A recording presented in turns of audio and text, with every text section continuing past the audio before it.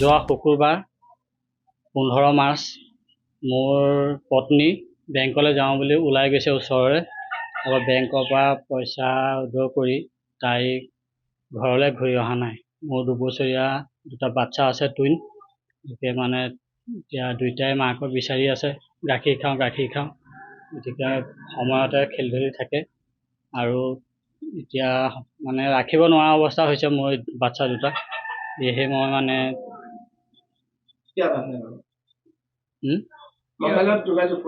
তেওঁ মোবাইলত যোগাযোগ কৰিছোঁ, মই মোবাইলত কোনো যোগাযোগ পোৱা নাই, ছুইচ অফ কৰি থৈছে।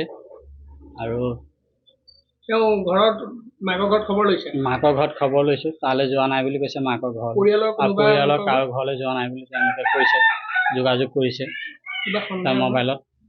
সন্দেহ মানে তেওঁ মোবাইলতে কথা পাতি থাকেন চব সময়তে, আৰু মই গম নাপাওঁ আমাৰ ভিতৰত থানাত মই যেতিয়া তেওঁ ঘূৰি নাহিলে সন্ধিয়া মানে গৈ থানাত VDPৰ লগত যোগাযোগ কৰি থানাত এজাহাৰ দিছোঁ। আৰু থানা মানুহ আহি পেলাই ঘৰ মই ইনকুৱাৰী কৰিছে যোৱাকালি। আহি তেওঁলোকে কৈছে, চাওঁ কম সময়ৰ ভিতৰত আমি যিমান পাৰোঁ উলিয়াবলৈ চেষ্টা কৰিছোঁ।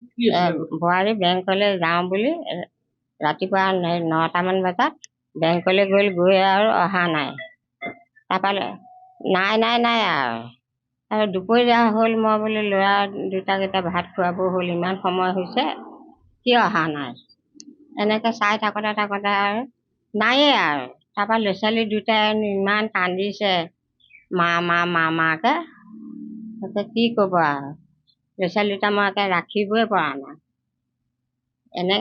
ইমান কান্দি থাকে অনবৰত, দুধু খাওঁকে দিগদাৰ কৰি থাকে। যেনে তেনে এতিয়া অকণমানে পেহীয়েকে ৰাখে, মই ৰাখোঁ, পাপাকে লয়, যেনে তেনেকৈ এতিয়া অকণমান ৰাখিছোঁ আৰু।